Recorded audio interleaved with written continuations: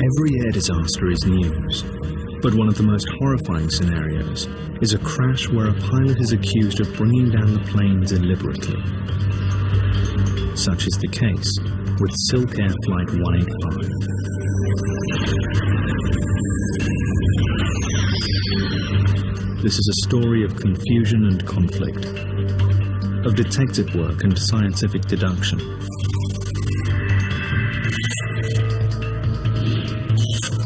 And above all, it is the story of the pressure investigators come under to determine the cause of a crash, however shocking their conclusions might be.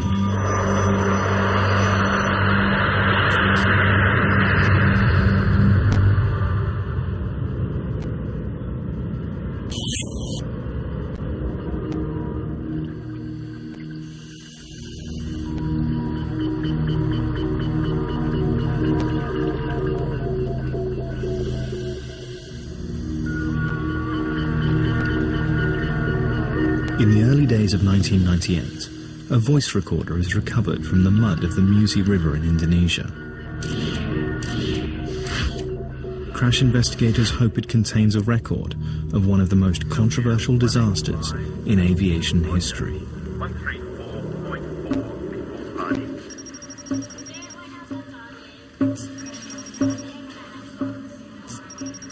20 days earlier, the crew of SilkAir Flight 185 are heading along the walkway to their aircraft, a Boeing 737, to make it ready for the short hop back to Singapore. They've already completed an uneventful first leg from Singapore to Jakarta. It's a perfect day to fly. The Soekarno-Hatta International Airport in the Indonesian capital of Jakarta has blue skies with scattered clouds.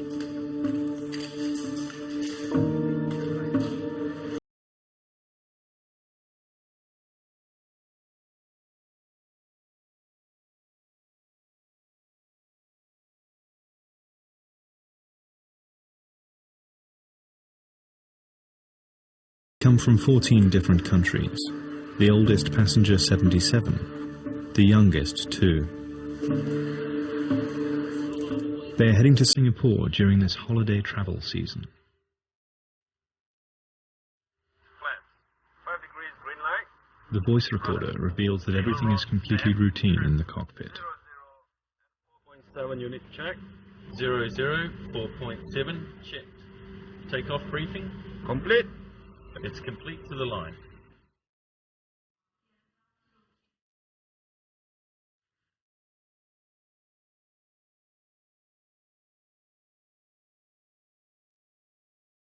Both pilots have extensive flying experience.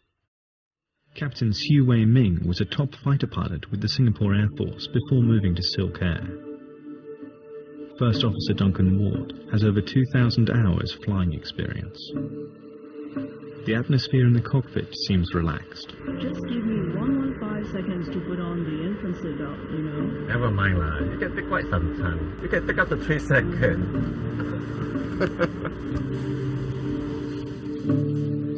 The last passengers board the aircraft, and the doors are closed.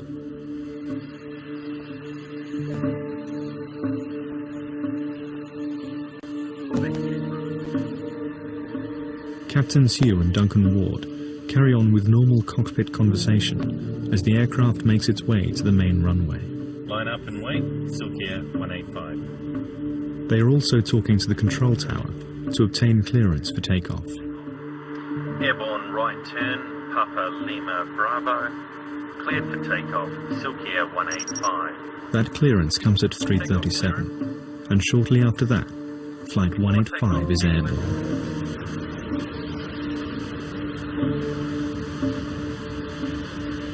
Jakarta Air Traffic Control assigns the 737 a cruise altitude of 35,000 feet. And as the aircraft passes through 19,000 feet, Captain Siu starts the familiar welcome routine. Good afternoon, ladies and gentlemen. This is your captain. My name is Su Wei Ming. On the flight deck this afternoon with me is First Officer Duncan Ward. The seatbelt sign is now off. Feel free to move around the cabin, however, while seated.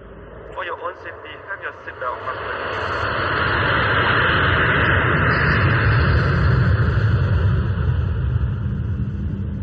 Everything about the flight is normal and routine.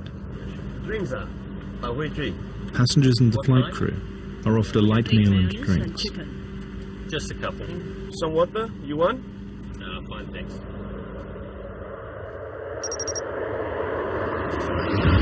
"28 minutes into the flight. Go back for a while. Finish your plate. I am. Some water? No, thanks.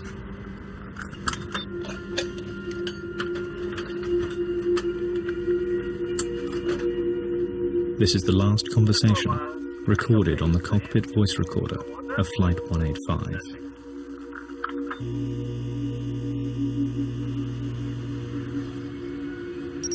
But an exchange between the control tower and Duncan Ward is recorded in Jakarta some 5 minutes after that final conversation between captain and first officer. SilkAir 185, you were just passing a beam power plant. It's not known whether Captain Siu has returned to the flight deck at this stage, but Duncan Ward responds to the call, giving no indication of any problem on board. SilkAir 185, roger.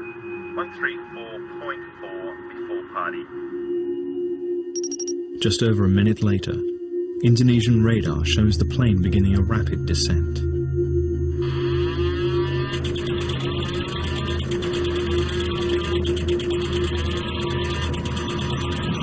It drops 15,500 feet in just 30 seconds before disappearing from the radar screen.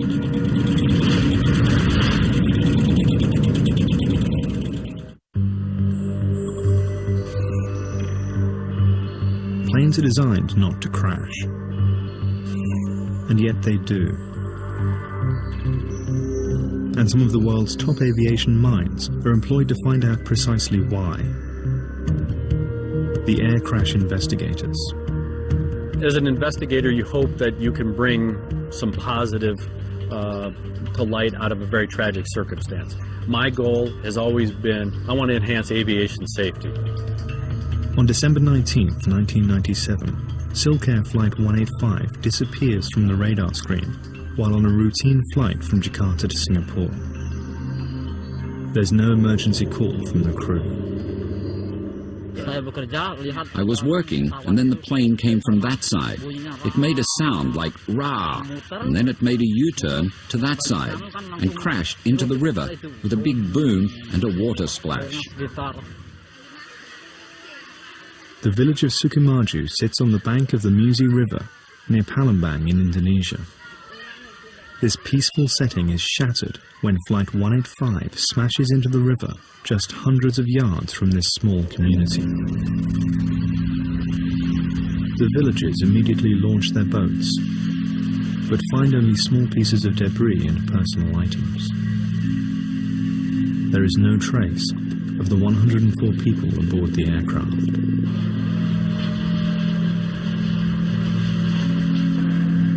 Very soon, investigators and relatives of passengers arrive at the remote crash site.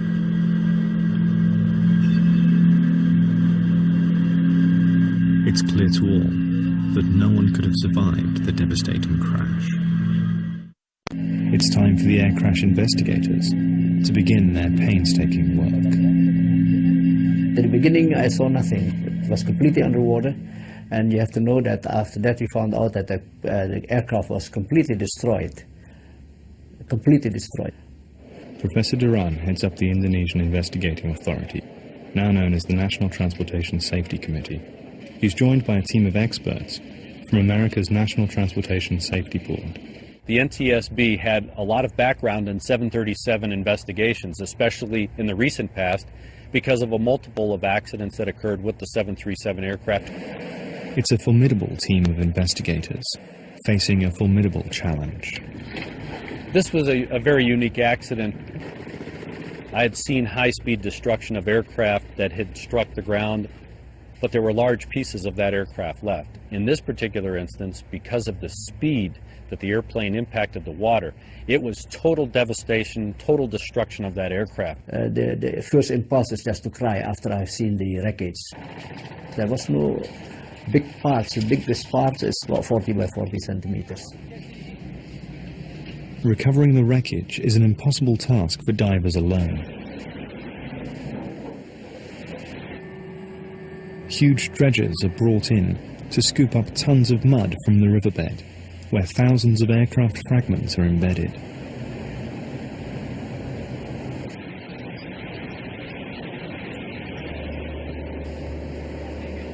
Any one of these fragments could hold vital clues. Of paramount importance, the flight data recorder and the cockpit voice recorder, the two black boxes that record every detail of every flight. If the box has stayed intact, it has what's called a pinger on it, but it's only good for 30 days. So it's a race against the clock to find those two boxes. Days of searching and dredging the muddy river bottom turn up nothing but shattered aircraft fragments.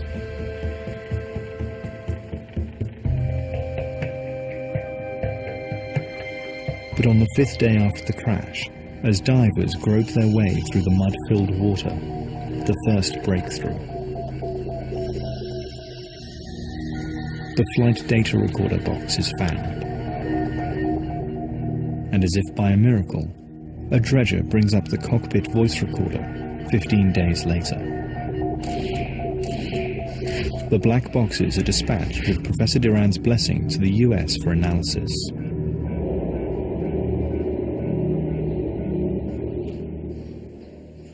Meanwhile, the job of identifying and assembling the fragments continues. 73% of the plane's wreckage is recovered and is yielding vital information to investigators. Some will suggest that this was the path of SilkAir 185 as it left normal flight. In the space of just 4 seconds, it flips onto its back. Inverted, it cannot maintain altitude and begins its plunge, corkscrewing towards the ground. As the plane approaches the speed of sound, fragments of the tail and wings are torn off. The whole incident is over in about a minute. The investigators are also interested in the 737's tail and rudder system. In particular, the component at the heart of the rudder assembly. The rudder is moved by the Power Control Unit, or PCU, but problems have been previously reported with this unit. As soon as it's recovered from the river, it's sent to the US for inspection. But other wreckage fragments are yielding some shocking information. Both engines were set to full speed at the time of the impact, and flight controls were set in such a way as to point the nose of the aircraft down.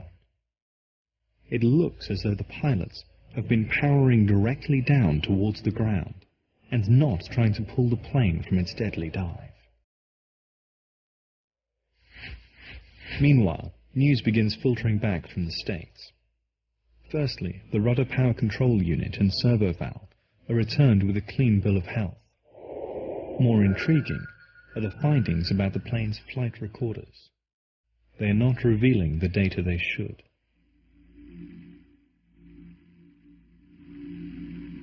The experts have found that the cockpit voice recorder stopped recording about 8 minutes before the crash, and the flight data recorder stopped 6 minutes later. The cockpit voice recorder, it had a unique signature. That is, it stopped recording, but not necessarily from the normal power outage that you'd expect. It was that the circuit breaker, the power had actually been removed from the box itself. I remember sitting at the NTSB headquarters when it became apparent that the power to the recorder failed. And I was the new boy there, and I asked the question. I said, does this happen very often? One of them said to me, no. He said, this has never happened. This is bizarre. Now we have to consider pilot suicide. The investigators are reluctantly drawn towards the unthinkable. Pilot error is always one of the primary areas of crash investigation, but what is unfolding here is the chilling possibility that Captain Sue deliberately crashed Flight 185.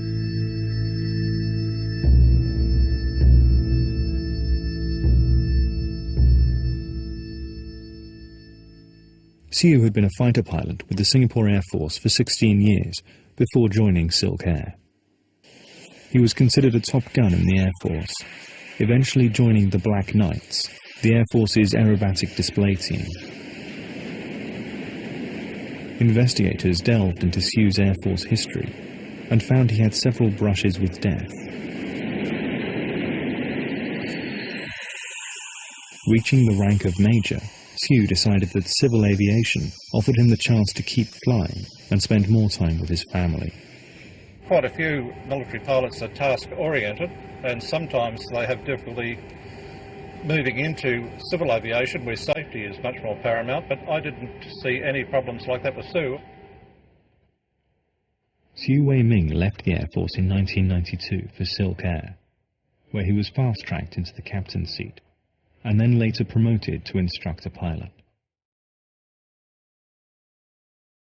But he ran into professional problems just months before the crash. SilkAir questioned Siu about an unorthodox landing. Shortly after this incident, he turned off the cockpit voice recorder, but switched it on again before takeoff at the first officer's insistence.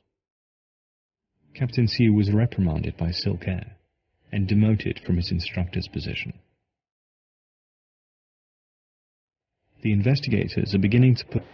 At least for the moment. It's a large step to considering that Captain Siu committed suicide, and in doing so, to conclude that he also murdered 103 innocent people.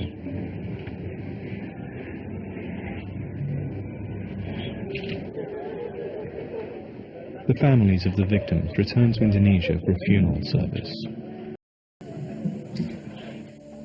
The coffins are symbolic. They are being buried empty, as virtually no body parts could be recovered from the river.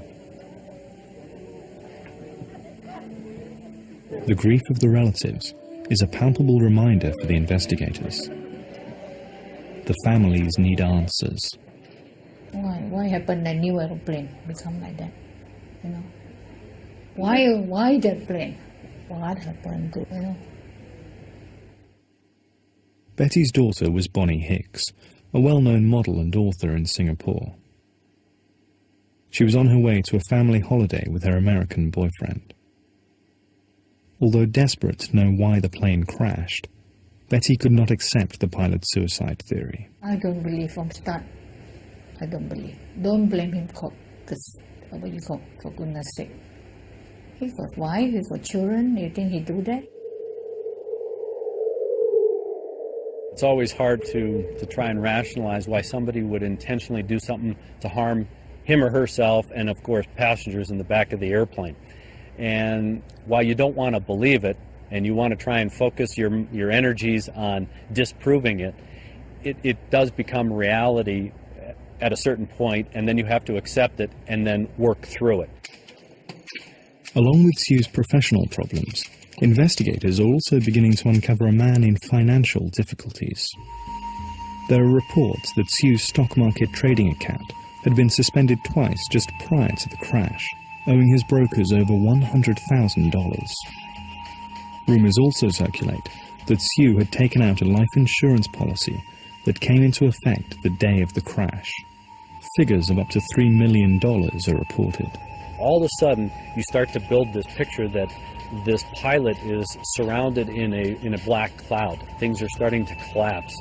They're starting to implode. They're piecing together a picture of a man on the brink, capable of anything, overwhelmed by financial pressures brought on by a money-obsessed lifestyle.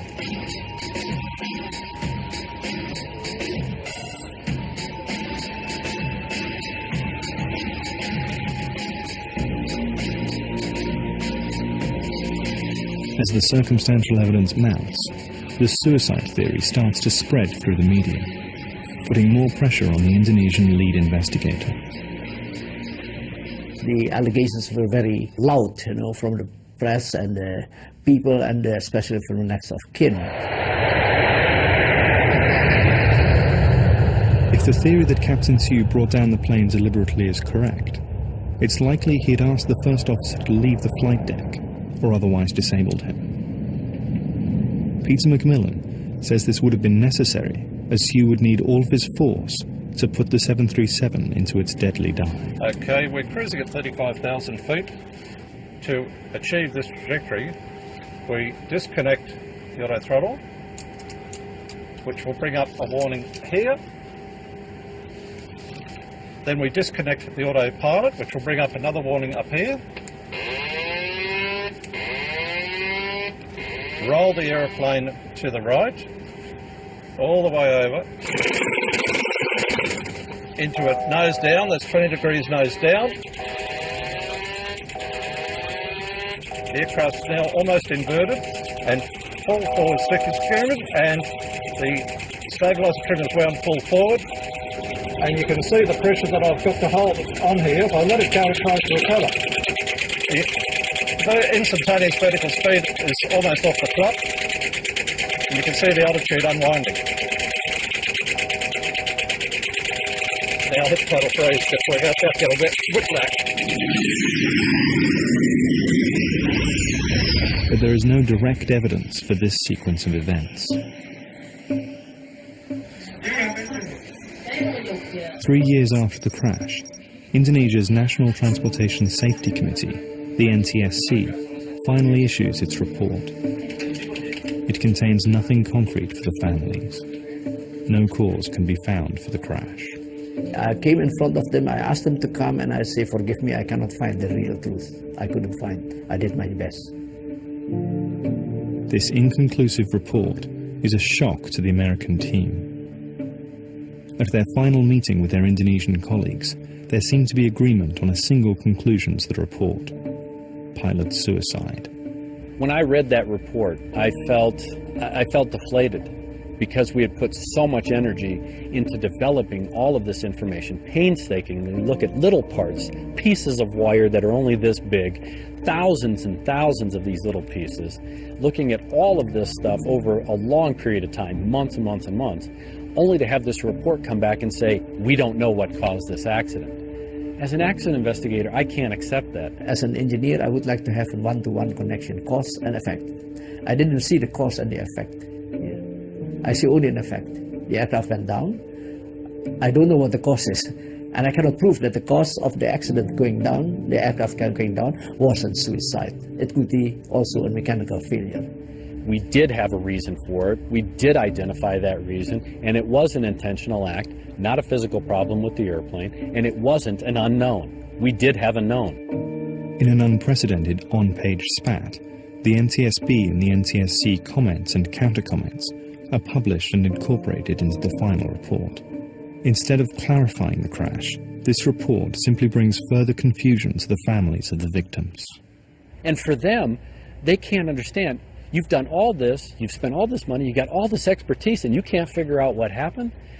They can't close. They can't justify in their own mind why their loved one was killed. So many professors come down, already tell you, we don't know what happened. All the experts already said, cannot answer. How do I answer? With the investigation ending after 3 years, doors are closing for the families of the victims. The only theory they have? Pilot suicide. But across the Pacific in Los Angeles, a lawyer experienced in air disaster cases is skeptical. For him, pilot suicide makes no sense. Dead men can't defend themselves. There was nothing left. There was nobody to talk about what happened in that cockpit. If Captain Hsu did not bring down the plane, then it has to have been a mechanical fault, he argues. And so he begins his own investigation. It was the world's first passenger jet, the ultimate in British engineering and luxury. So when two de Havilland Comets crashed in quick succession, killing everyone on board, Britain's supremacy in commercial aviation crashed with them. How could it happen? Now National Geographic Channel investigates the tragedy that stunned the nation. Seconds from disaster, Comet air crash, Friday at 9:30 on National Geographic Channel. One man's pilgrimage, 10,000 miles through water war-torn regions, hostile situations, harsh terrain. To walk where the biblical characters once walked, to experience their stories where they first began. Witness the Bible's teachings brought to life. Walking the Bible, coming soon on National Geographic Channel.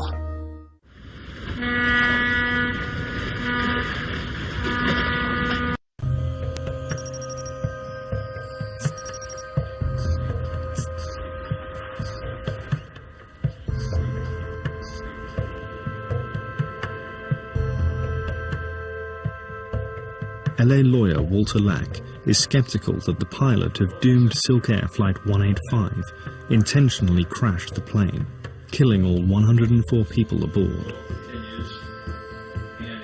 There are so many easier and more reliable means of disabling an aircraft. He could have dumped all the fuel and they would have gone down within seconds.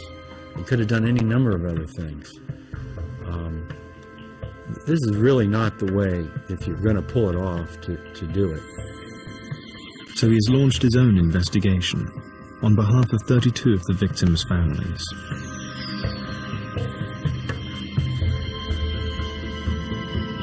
The 737 is the world's most popular aircraft, with more than 4,800 taken to the skies since it was first introduced in 1967. But it's not been entirely without problems. Lack's suspicions have been aroused by comparisons between this crash and two others.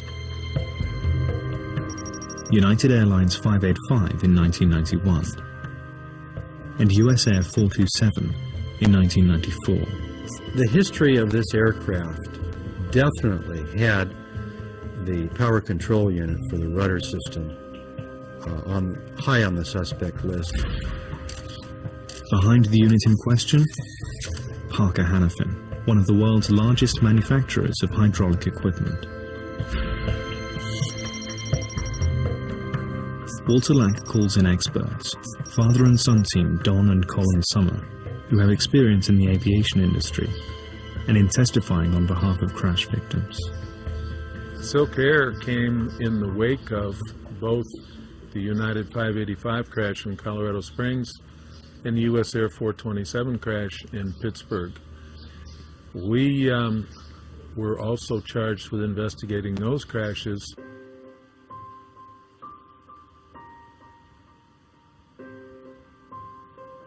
This is the Camarina plant. From the flight path through the radar data, and then to put each one of those animations side by side, and the similarities are remarkable.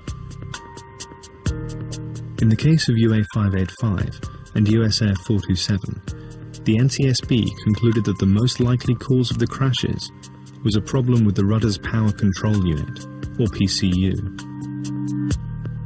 Even though the two crashes in America happened as the 737s were on approach to landing, the Summers are convinced that a similar rudder hardover caused the SilkAir plane to roll and dive from its cruising altitude of 35,000 feet. 737 pilots had been advised of this problem, and the flight manual indicated how to react in the event of an uncommanded rudder hardover. Both Captain Xu Ming and First Officer Duncan Ward received this extra training. In a simulator, a pilot knows that it's coming. He knows what the routine he's supposed to run through is. When the pilot is in cruise flight, as in SilkAir 185, he is not expecting this type of action. He's not expecting the aircraft to roll over. And now he's, in a position where he's hanging by his seat belt. He's trying to figure out what happened. And the fact is that in the 737, there is no warning. There is no indication as to where the rudder panel is, and there is no light, no sound, no hint to the pilot that something has gone wrong with the rudder. Because of the history of rudder problems in the 737, the maker of the PCU, Parker Hannifin, was put on standby right after the crash to help identify recovered wreckage. Lack and his team claimed that Parker found the PCU, but their tests didn't uncover the whole story. They sent a GO team immediately to to go locate this thing, and they found it 20 foot below water, buried in the mud.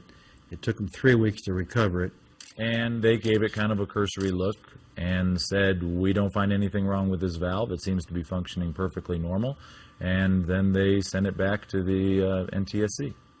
They did everything except the proper test to determine whether there were defects in it. The unit was sent back to Indonesia. Now, 5 years later, if Walter Lack is to have his case, he will need to locate this one small component. But there's a hitch. The investigator sent to look for the part finds that all that remains of SilkAir 185 is a mountain of paperwork. The wreckage itself has been destroyed just weeks before. But fate is to take a hand. He learned about a safe in the office of the NTSC.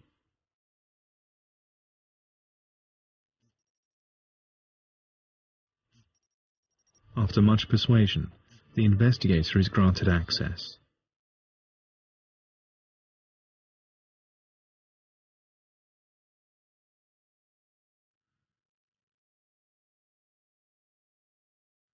And indeed, lying in the safe is a single remnant of the SilkAir crash. And not just any remnant. It was the actual servo valve that's been the focus of our attention. Finding the power control unit is a remarkable breakthrough, the one piece from all the many thousands that the investigators needed. A unit the size of a soft drink can, the only part still in existence from the SilkAir 737. This is a dual concentric servo valve, as manufactured by Parker Hannifin. And inside the valve are two servo slides. The interior slide is known as the primary slide. And that primary slide has tiny little lands on it. And in those lands, hydraulic fluid is ported. The secondary slide, which rests inside the housing, also has lands on it. This valve is part of the 737's hydraulic system. When a pilot steps on a pedal, a hydraulic impulse passes down the length of the plane to the valve, which activates the rudder mechanism, turning it to one side or the other. The movement of each of these slides in either direction is only about the thickness of a small coin. So in order to move the entire rudder surface of a Boeing 737, this little valve only moves 45 thousandths of an inch in either direction. This precision device has built-in redundancy. Each slide is supposed to take over if the other should fail. The problem that was discovered is that if the secondary slide becomes jammed, the rudder will go to a hard over position and the pilots cannot return it to neutral.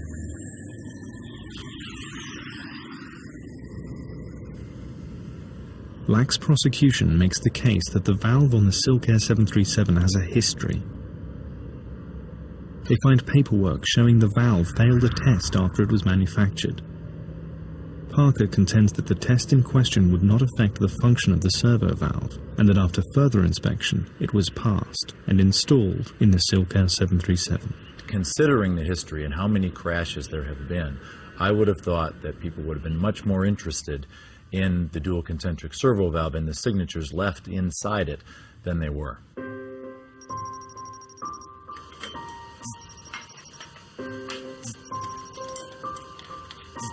Now that the PCU has been retrieved, it's sent to a specialist lab in Florida for more testing. The unit is examined using a scanning electron microscope, a device that enables higher magnification, larger depth of focus, and greater resolution than a conventional light microscope. We spare no expense and we spare no time to absolutely prove a point is either true or not true. Many times we wind up in the court system, and when you're in the court system, you better have your ducks in a row, because there's going to be some people asking you some pretty hard questions. This component is virtually hand-finished in order to make it as smooth as possible when the part was shipped to Boeing. But the prosecution claims these metal burrs or shavings were left over from the manufacturing process. These microscopic flecks seem insignificant. But according to Walter Lack's expert Colin Summer, the fate of an entire 56-ton aircraft may depend on these tiny shavings of metal. But this marked the start of the captive breeding project. Tight tolerances and such a snug fit between all these components is that they are very, very intolerant of any kind of impurity that is running through the system. Any kind of a metal chip, any kind of a burr, any kind of an imperfection during manufacture causes a huge effect on tolerances of these sizes.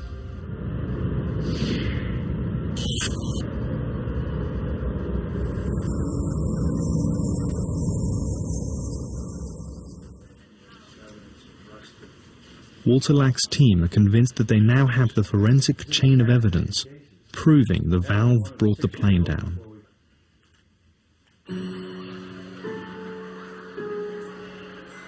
But still, there is evidence for suicide that Lack hopes to refute.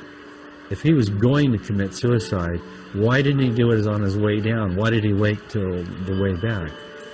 He had his wife waiting for him at the airport. The last thing he told her was, "Well, pick me up at 4 in the afternoon. We're going to get in about 3:45. This flight was completely normal in every way. You can tell from the conversation, even with the interaction of the flight crew, the stewardess who came out, they were kidding with each other. There was nothing morose about the behavior, nothing out of the usual. And the police investigation into Siu's financial background revealed he had taken share losses of more than $1.2 million. But at the time of the crash he was solvent, having sold 2 properties and had a net worth of nearly $350,000. And the multi-million-dollar life insurance policy, allegedly taken out days before the crash, was actually a policy to cover the $570,000 mortgage on his new house, a standard banking requirement. But one of the strongest arguments in favor of the theory that the captain intentionally brought the plane down was the fact that both black boxes on board the plane stopped recording before the crash. The claim was that he had switched them off deliberately to cover his actions. But not everything on board the plane was as it seemed. The 737 was a new plane, just 10 months old. When it was delivered, it came with a state-of-the-art solid-state flight recorder. SilkAir apparently replaced the original flight data recorder with this unit that rode to the crash. Walter Lack's investigators finally get hold of the data recorder 6 years after the crash, and their analysis raises new questions. This was an old, tired unit that had failed to record more than 4,000 seconds of data across 60 parameters in the last 25 hours prior to the crash, which would include the 12 flights prior to the accident flight. According to their analysis, some of the stoppages are as short as 4 seconds, some as long as 11 minutes.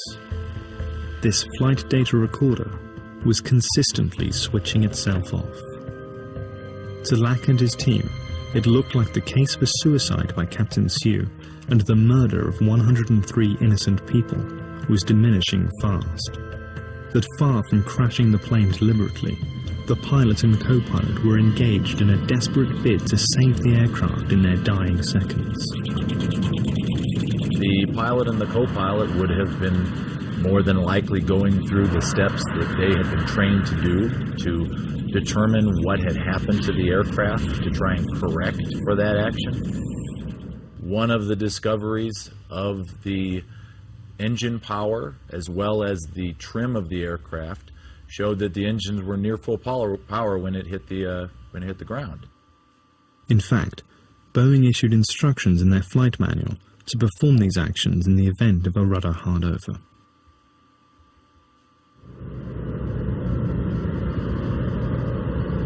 But in the case of SilkAir, some believe that the plane flipped onto its back in less than 5 seconds, and nothing more could be done. This was enough to take to the Los Angeles Superior Court. Over 6 weeks, the jury hear a formidable array of evidence from both Walter Lack's team and experts brought in by the manufacturer, Parker Hannifin. How was it that within 8 hours of this accident, somebody called you at home here in Los Angeles to tell you about the crash? There's over 100 different manufacturers of component parts on this aircraft. How were you on somebody's speed dialer? The 737 has a pretty significant history of uncommanded rudder movements. Why did power fail to the flight data recorder and the cockpit voice recorder? The power had actually been removed from the box itself. If one of those pilots on the flight deck was intentionally disabling those two black boxes, why didn't he disable them both at the same time? So what you're telling me, sir, and what you want this jury to believe, is you've made 5,100 of these servo valves, and not one of them ever contained a manufacturing defect. We were able to determine that there was interference between the secondary slide and the housing of the valve. And within 3 to 4 seconds, it reaches 90 degrees, completely on its side. All bets are off. A descent like that, with those parameters, requires deliberate pilot input. It is much easier to try and blame the pilot.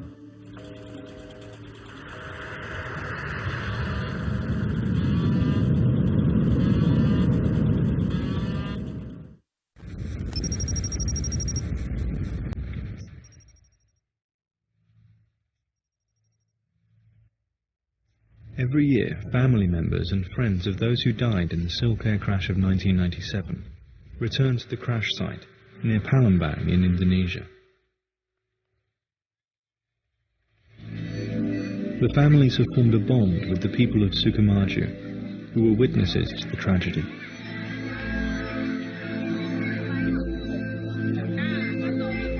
It's another station in their annual pilgrimage. And they always bring gifts. I know the village people are very poor, so I just want to bring something for them. The poor kids, they're nothing. You know, why can't bring something for them, make them happy? And the moment I feel good, they're happy. Bonnie like me to do that also. It's a part of coming to terms with what has happened, letting some good come from the tragedy.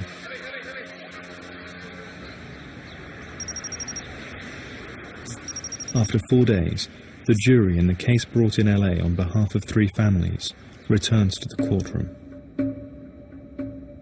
We, the jury, in the above entitled action, find the following special verdict on the following questions submitted to us. Did the servo valve contain a manufacturing defect when it left Parker Hannifin's possession? Answer, yes. There were 187 questions that had to be answered, but in every one was yes in favor of the plaintiffs and against Parker Hannifin. That type of total victory is unheard of, even in these other cases where large amounts are awarded. The jury awards the 3 families nearly $44 million in damages. Was it a large amount of money? Unquestionably, yes, it was. Was it fair compensation for the evidence we put on? It was 100% justice. It's the kind of case they built the courthouse for.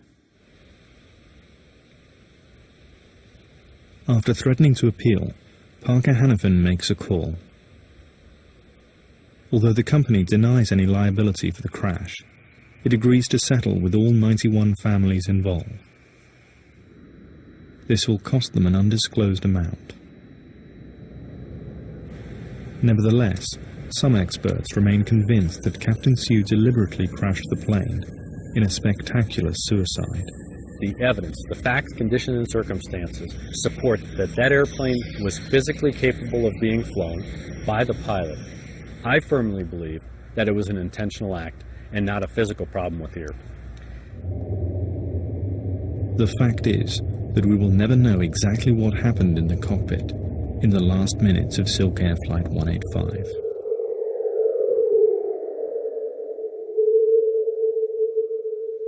But after a series of incidents with uncommanded rudder hardovers on 737s, the Federal Aviation Administration have ordered that all 737s, thousands of them, have to replace the original rudder control components with newly designed systems with extra built-in redundancy by 2008.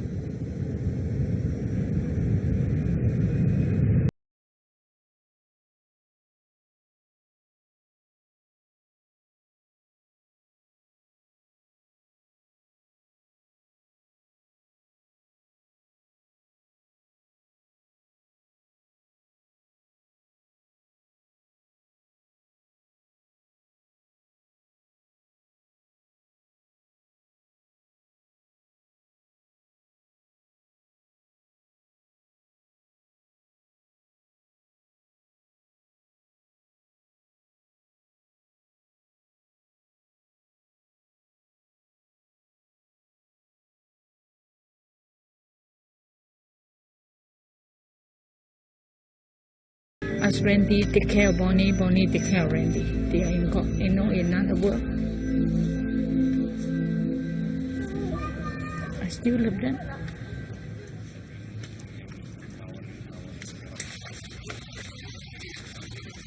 For Betty, the settlement payments are of little interest. I never feel better. I'm so lonely, right? Nothing to hope, nothing to look forward. My life anymore. Even you give me 10 million, 20 million, so what? I'm alone. What consolation there is lies beyond the answers and the justice. It's making some small good come from the catastrophe, but never peace. No. How can be peace? I also don't know how to be peace. I don't know how to be peace. I want to, but like, how? You teach me.